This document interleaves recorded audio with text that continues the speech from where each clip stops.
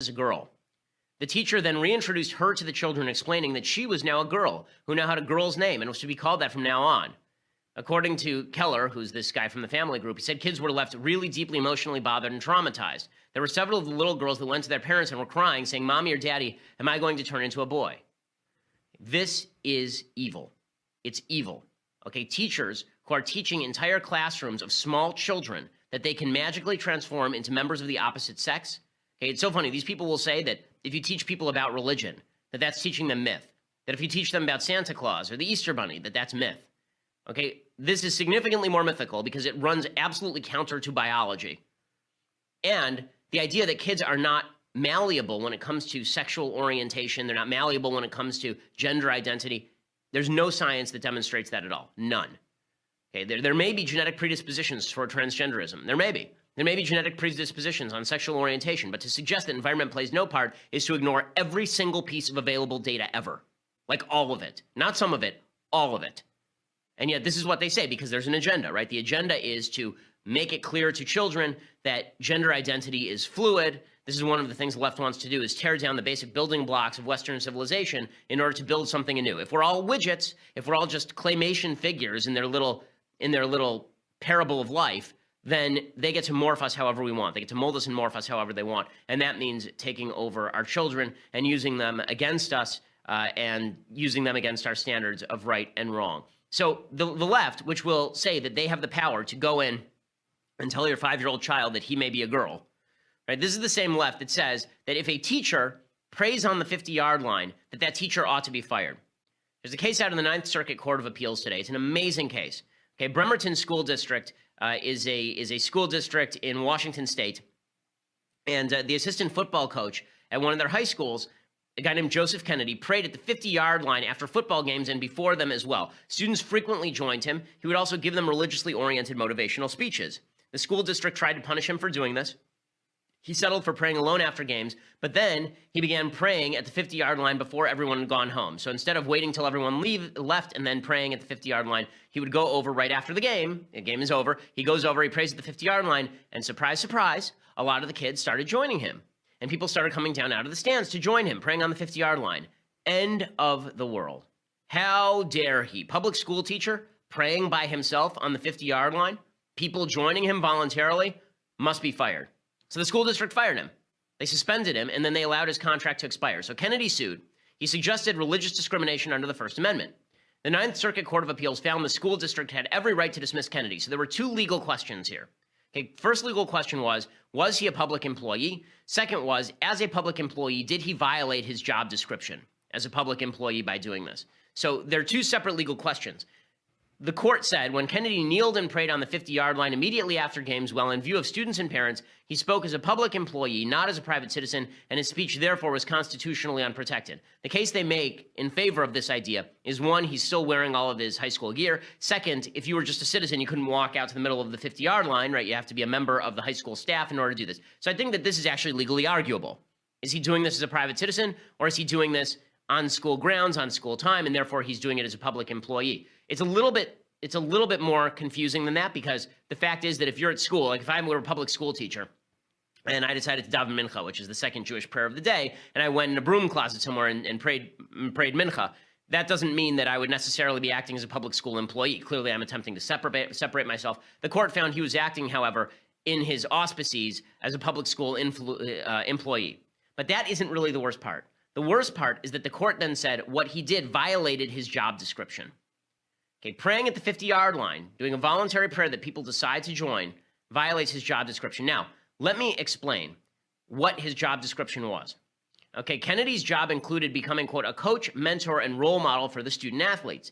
It included an explicit job requirement to attempt to create both good athletes and good human beings. Okay, it's directly in his job description. Kennedy's post-game prayers originally lasted a grand total of 30 seconds. They were a brief, quiet prayer of thanksgiving for player safety, sportsmanship, and spirited competition. Over time, they morphed into motivational speeches given to students of both teams. Even people on the other team would come over because they enjoyed what he was saying about sportsmanship in the games. Students voluntarily wanted to hear him. The district suggested these activities violated school board policy that said that, quote, staff shall neither encourage nor discourage a student from engaging in non-disruptive oral or silent prayer or any other form of devotional activity. Okay, this didn't violate that. The guy literally went out to the 50-yard line, knelt down, and prayed. That's it. He didn't say people have to show up. He didn't force anybody. He didn't tell people that if they showed up, then if they didn't show up, then they would be kicked off the team or suspended. The school board openly acknowledged that Kennedy didn't force anyone to pray with him. But the school board insisted that Kennedy not allow students to pray with him at all, that he should forcibly turn them away. That if he goes to the 50-yard line and he kneels down and he starts to pray and a bunch of students crowd around him, that this is some sort of evil, that he's violated his public school duties, and he should tell them forcibly, get out of here, you're not allowed to be here. They said that any activity had to be, quote, physically separate from any student activity, and students may not be allowed to join such an activity. So what actually started all of this? What actually started all of this is, of course, he did this 50-yard prayer thing, and the Satanists, being good Satanists, devotees of Satan, suggested they wanted their own right to pray on the field. Because obviously there's no difference between Satanists praying on the field and people of Judeo-Christian values praying on the field. Not all religions are created equal in quality. Okay, if you're going to bring up a child in the Church of Satan, I don't think that child ends up exactly the same as if you bring the average child, as if you bring up a child in the Judeo-Christian value system. If it were, then Satanism would have created the greatest civilization in the history of mankind. It didn't. Okay, so the district responded by telling Kennedy he had to pray only when the stadium was empty. He disobeyed, and he started praying right after the games because he said, listen, it doesn't make any sense for me to pray an hour after the game on the 50-yard line. The game just ended. I want to thank God for a good game and for everyone staying safe. Now's a good time to do it. So the court found in favor of the district. So as I say, first they found that he was a public employee. They said the speech at issue is directly, at least in part, to the students and the surrounding spectators. It is not solely speech directed to God. So this is really dicey territory the court is getting into right now. They're saying that his prayer was directed as a public school employee at others. Okay, I wear a yarmulke. I wear it around. It's a public sign of my faith. Millions and millions and millions of Americans, including many people on the left, wear crosses around their neck. That is a public proclamation of faith. Is that them privately saying, I believe in Jesus if you wear the cross, or I believe in the Jewish God if you wear a yarmulke?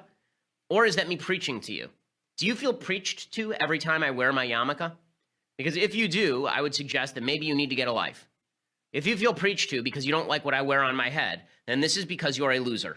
Okay, and if you feel preached to because a high school coach by himself goes to the 50-yard line and prays, then you are a doofus and a loser, and you need to get a life.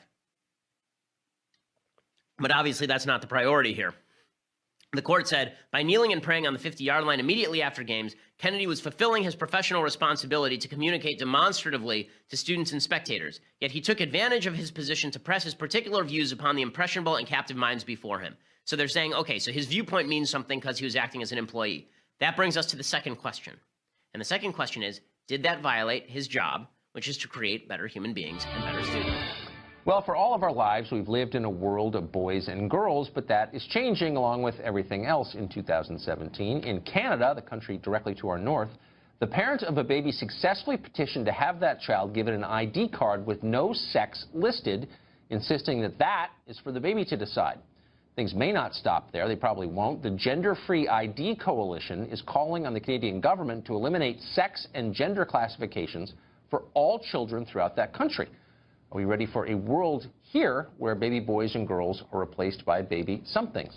Nell Given-Daly is a psychotherapist, and she joins us tonight. Nell, thanks a lot for coming on. Thank you so much, Tucker, for having me. It's a pleasure. So these are questions that didn't exist like 18 months ago. Homo sapiens have been around 300,000 years, and for the most part, it was kind of obvious who the boys and girls were. But we've decided in a very short period of time that none of that is real, and we're changing it, because why? Well, to be honest with you, we believe that people who are considered intersex, people who are born with both sets of genitalia, have existed throughout human history. For sure. So the federal government just released a study in 2016 that 1.4 million people now identify themselves as transgendered, and Canada isn't the only place that's doing this. Legislation was just introduced in Washington, D.C. and in New York over the past couple of months to also have parents have the right to, on a child's birth certificate, not just say that the child is male or female, but also X or unidentified.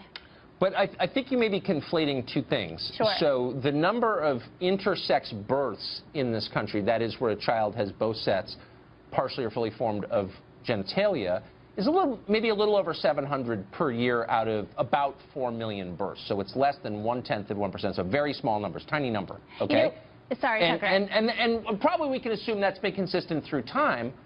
But and nobody is suggesting that, you force a sex onto a child whose sex is not clear. But for most kids, overwhelming number of kids, it is clear. So why should we pretend it's not clear? I guess that's the question. I think it's a great question. I mean, as to your statistic, I had trouble finding accurate numbers as to how many children are born in this country who are intersex. Right. I got numbers that say 1 out of every 1,500 births, also 1 out of every 100 births, where there is some sort of either anomaly. Hold on. 1 out of every 100 births has there is separate sets of genitalia. Well, I don't think that's right. It doesn't have to go that far. So there could be some sort of like genetic, I don't want to say abnormality, but an anomaly, right? Like a chromosomal anomaly that it's not so clear, meaning that gender is not necessarily based on genitalia. And so I think your other question, though, is should we give people the right to say we're going to raise a child as non-binary, meaning we're not going to raise a child as male or female, which is something that the couple in Canada is right. doing. Because, I mean, there are legitimate, I think, medical situations, and you've just described some of them, where, it's an open question, and I would never deny that, and of course you want to respond compassionately. But that's not what this case is about. This case is about the idea that you get to choose what your sex is, which is a denial of biology. And there's also, and I think as a psychotherapist you'd agree, a cost to a child. If you say to a little kid, I don't know if you're male or female, you decide, I don't think you're going to get a good outcome a lot of the time at all. That's why people have never done that through human history. You know, the couple that is, or the person who's deciding to do this with their child up in Canada, the point, I spoke to them on the phone, the point that they are making is that this child is a spiritual being having a human experience, not a human being having a spiritual experience. So it's actually a very spiritual endeavor. And what it's saying is that let's just let the child be a child, and eventually the child will decide what it wants to be, how much it wants to identify as a boy or how much it wants to identify as a girl. And this person is also saying that it's not that I'm not going to raise a child as a girl or a boy. I'm just going to say to the child, you just be a child, just be an individual for a while. Let's not have the government interfere with who you are. Let's not put a set of preconceived notions about who you are onto you. Let's just let you develop as a human being, and eventually you can decide whether or not you want to be a boy or girl or non-binary. Yeah, but you can't actually decide. And I'm for choice, and there are a lot of biological realities that I'm sad about, that I would change about no, I'm sincere, that I would change about myself. And so I'm not attacking anybody, but don't you think that biological reality matters, and lying to kids and telling them, actually you could be 6'7", or you could have blue eyes instead of brown, or whatever. I mean, those are lies, and it's never a good idea to lie to kids, is it? I don't think it's a lie. I think it's actually giving children more information at a younger age than we traditionally have. Right? So it's like, I'm going to give a comparison. It's like raising a child to not assume that they're heterosexual. Right? The way I've raised my children is to say, like, I don't know what they're going to be, and I'm not just going to assume that they're gay or they're straight. I just give them lots of information, expose them to lots of people. There's a difference here, because whereas, we don't know a lot about the biology of homosexuality, we know a lot about the biology of sex, because we know that it begins on the chromosomal level. Like, there's a science piece to this that's being ignored by people who I thought believed in science. So that's why I'm a little bit confused. I don't think it's being ignored. I think what we're seeing, though, in the federal study and what's come out in terms of the Census Bureau is that if 1.4 million people don't identify with the gender marker that they were given at birth, we have to take note of that and say what's going on, that there's a fluidity about gender, and it's not necessarily rooted in biology. Why does that not extend to race?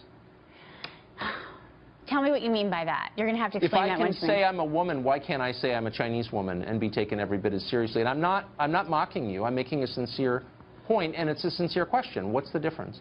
I think it's a great question. I mean, I think as we progress as a society, some of these labels that we're putting on things, and I can't necessarily go to the race question, although one of the things that I've loved about your program as of late is that you're really into this idea of having a more inclusive society and being less separatist in terms of race, that we should be more inclusive. And I think that that's what we're saying. We're creating a space at the table for people to be, to have optionality in terms of